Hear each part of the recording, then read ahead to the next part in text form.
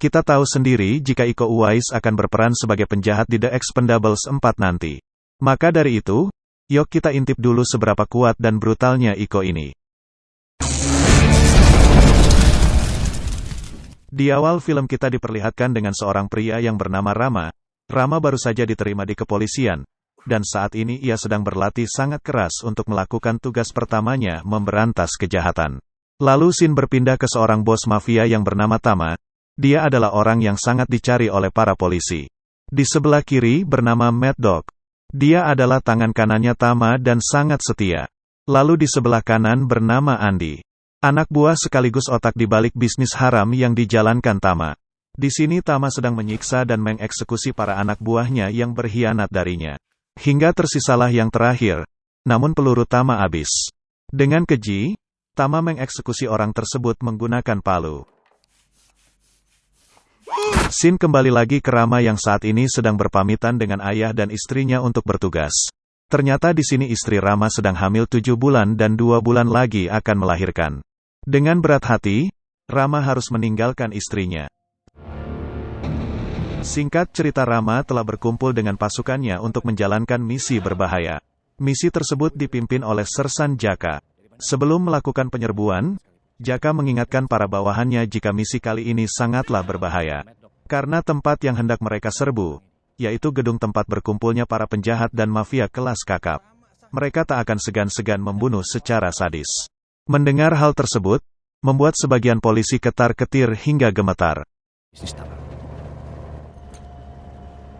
Singkat cerita, pasukan yang dipimpin oleh Jaka pun telah tiba di gedung yang dimaksud. Ternyata mereka sudah ditunggu oleh Letnan Wahyu yang telah tiba terlebih dahulu. Di sini Letnan Wahyu memarahi Jaka, karena pasukan yang ia bawa adalah anak baru dan belum mengerti apa-apa. Namun Jaka meyakinkan Letnan Wahyu jika orang yang ia bawa adalah orang yang tepat. Sebelum menyerbu, Jaka menyusun strategi terlebih dahulu. Dengan mengendap-endap, Jaka, Rama dan para polisi lainnya berhasil memasuki area gedung. Di pintu masuk mereka mendapati salah satu seorang penjaga. Dengan mengendap-endap, salah satu polisi berhasil membunuh penjaga tersebut. Pada saat hendak masuk gedung, mereka bertemu dengan salah satu pria. Kita sebut saja namanya Mang Ujang. Di sini Mang Ujang sempat dituduh sebagai anak buah Tama. Namun Mang Ujang menjelaskan jika ia adalah orang biasa. Karena tak percaya membuat salah satu polisi yang bernama Asep marah, dan hendak menghajar dan menangkap Mang Ujang. Namun Rama berhasil melerai Asep dan mengajak Mang Ujang ikut bersamanya. Saya di atas. Atau dia? Dengan cepat, mereka bergegas masuk dan menyebar ke segala arah untuk menangkapi para penjahat yang ada di sana.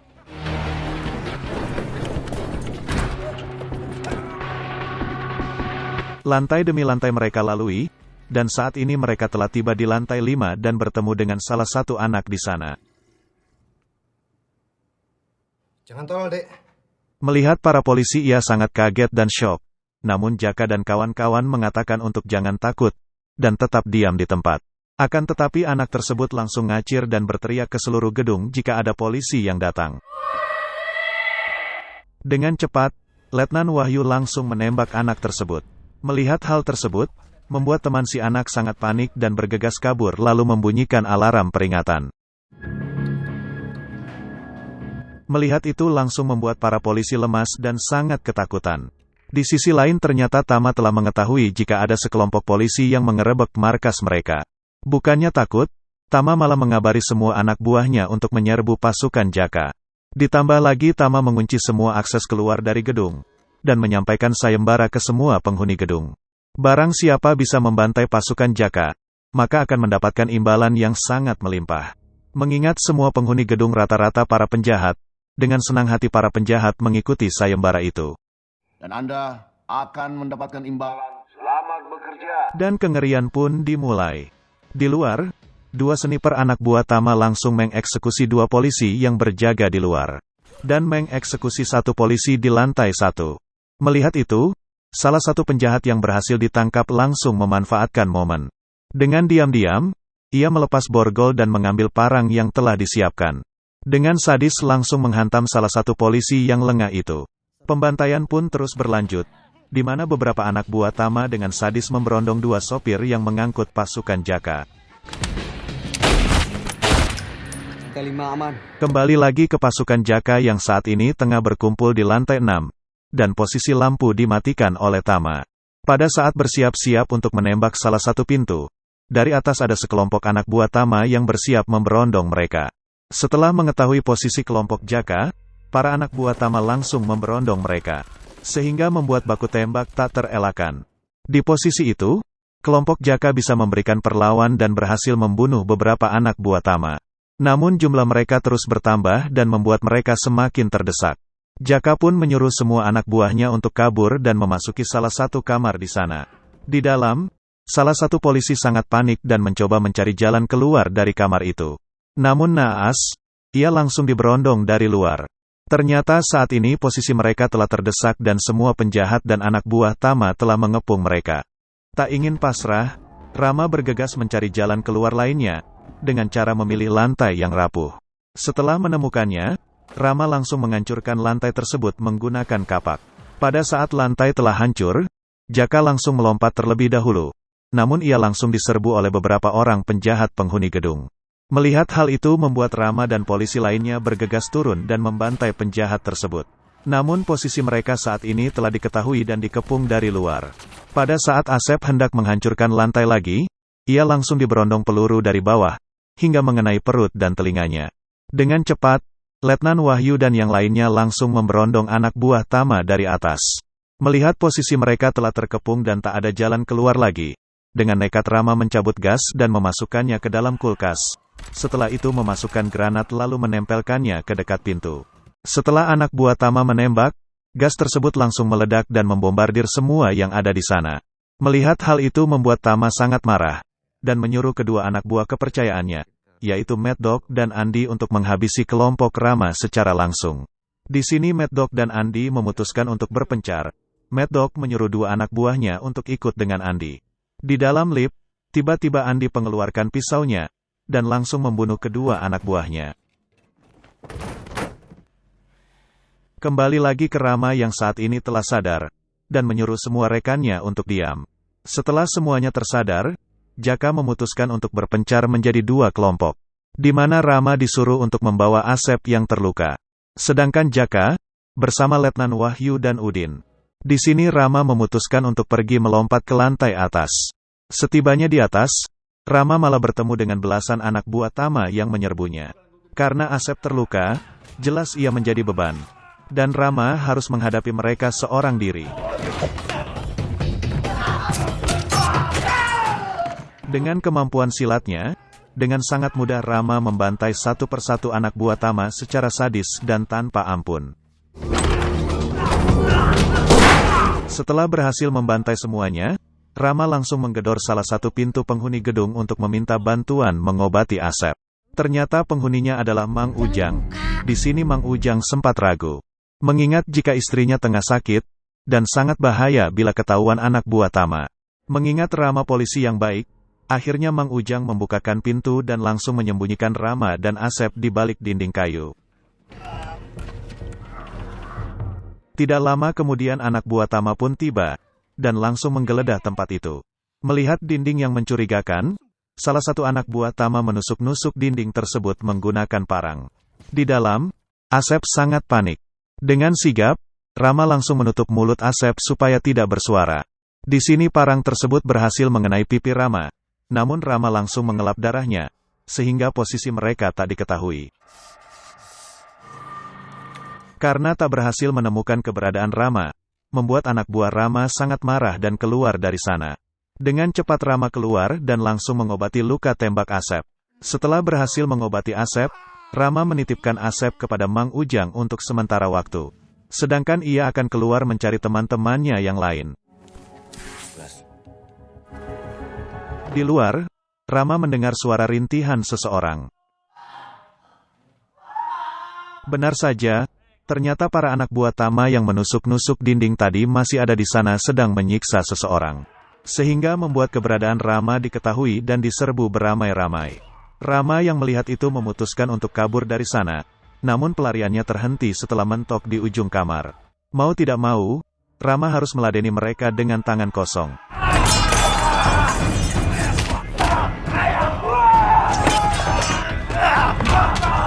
Secara membabi buta mereka menyerang Rama menggunakan parang. Rama yang sangat ahli dalam bersilat, dengan sangat mudah memberikan perlawanan, dan membantai mereka satu persatu.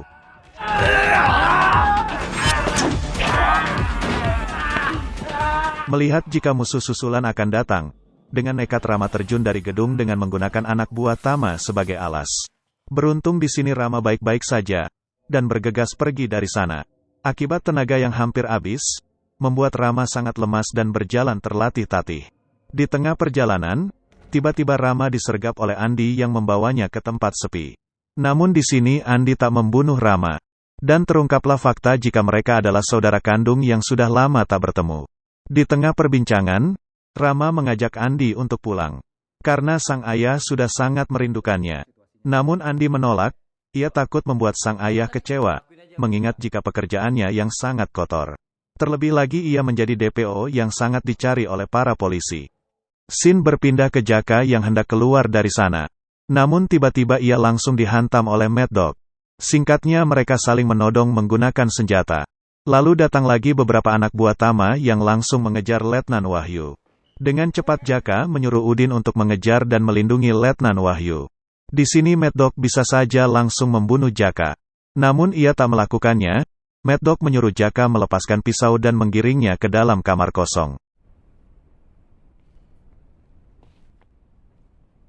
Ternyata Mad Dog ingin bersenang-senang terlebih dahulu. Ia langsung mengeluarkan peluru senjatanya, dan mengajak Jaka untuk duel dengan tangan kosong. Ini baru asik. Baru ada gregetnya. Dan pertarungan versi pria sejati pun dimulai, di mana Mad Dog menunjukkan keahliannya dalam bersilat, yang membuat Jaka kewalahan.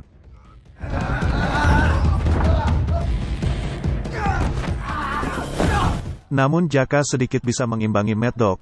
Hal tersebut tak berangsur lama, di mana Mad Dog ngamuk dan berhasil membunuh Jaka.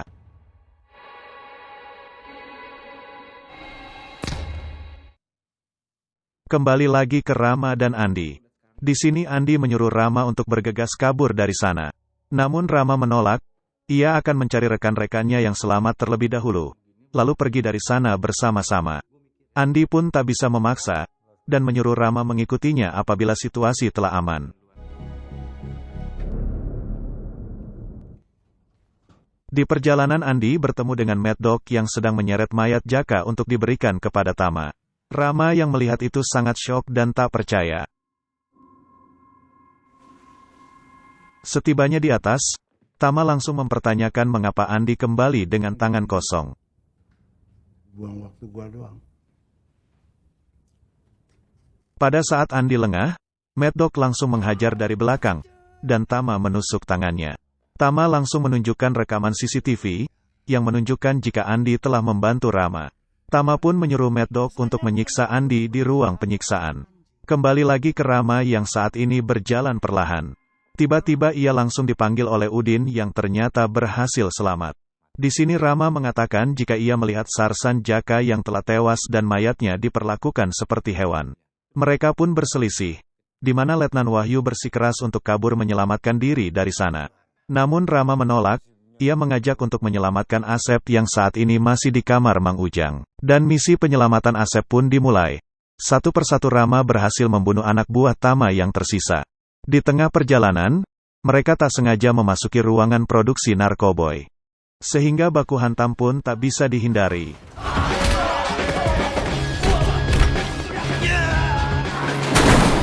Dan pertarungan yang sangat epik tak dapat dihindari.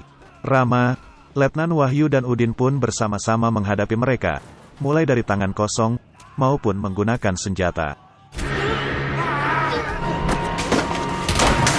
Karena level ilmu Rama lebih tinggi, sehingga ia dengan sangat enjoy membantai satu persatu musuh di sana. Setelah berhasil mengalahkan semua musuh, mereka bergegas menuju lantai atas untuk menyelamatkan Asep. Namun langkah Rama terhenti setelah melihat seseorang yang tengah disiksa oleh Mad Dog. Ternyata orang tersebut adalah Andi. Melihat Rama yang masuk, Mad Dog langsung melepaskan Andi. Dan menantang mereka berdua untuk berduel dengannya. Anjay songgong kali ya.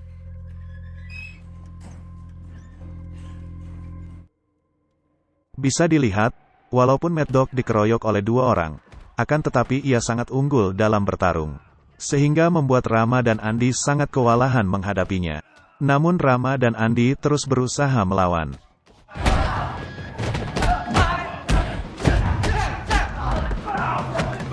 Tak ada habisnya, Mad Dog semakin kuat dan mengeluarkan jurus salam dari Binjai. Sehingga membuat Rama dan Andi dihajar habis-habisan oleh Mad Dog.